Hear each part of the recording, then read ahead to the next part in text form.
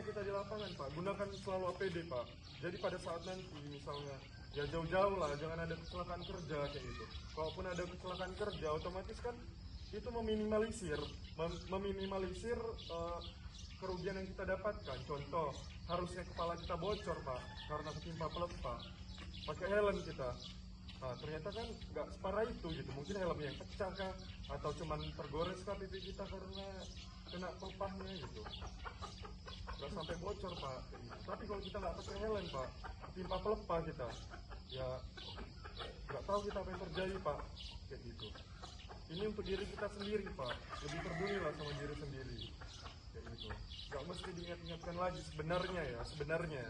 Cuman ya memang mungkin kita kalau nggak diingatkan kita lengah gitu, lupa gitu.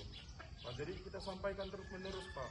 Nggak bosan-bosannya kita sampaikan mengenai penggunaan APD ini, baik itu helm, terus sepatu AP-nya dipakai kayak gitu.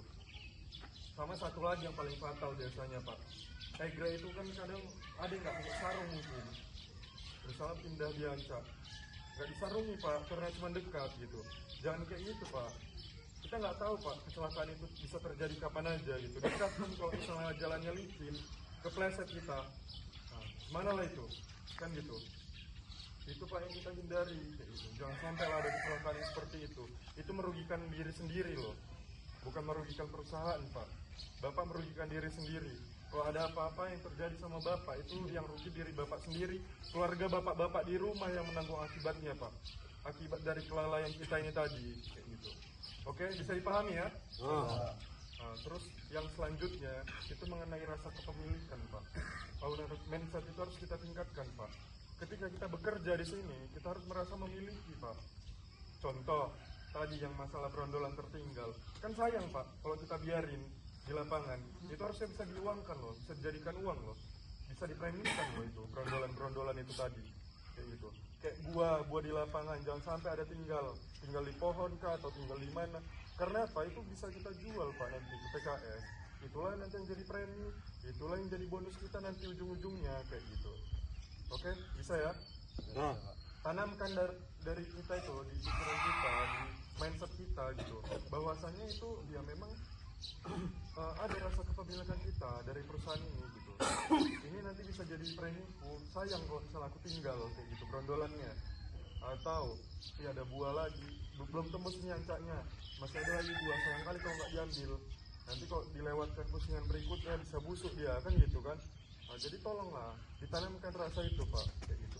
Ketika kita menanamkan rasa kepemilikan, otomatis kita lebih semangat lagi kerjanya gitu, terus proses di lapangan juga bisa kita kurangi gitu, bisa pun jadi nggak ada gitu kalau memang kita serius Pak. Ini kan berdasarkan kemauan dan niat kita ini sebenarnya, iya kan, berdasarkan niat kita ini semua Pak. Jadi tolonglah kita yang bekerja di sini, kita bangun perusahaan ini Pak. Jangan karena ada kita perusahaan ini jadi kolaps, jangan jadi down gitu. Nah, kalau bisa ada kita ini, perusahaan ini semakin naik, dia berkembang. Kalau perusahaan kita berkembang Pak, dampaknya ke siapa? Siapa yang diuntungkan Pak? Kalau memang perusahaan kita ini maju, kita Pak yang diuntungkan. Karyawannya yang bakal diuntungkan. Karena apa? Ya bonus makin naik. Premi kita kan udah naik kan, premi kan udah kita rasakan kan. Premi udah naik, terus bonus juga kemarin agak lumayan.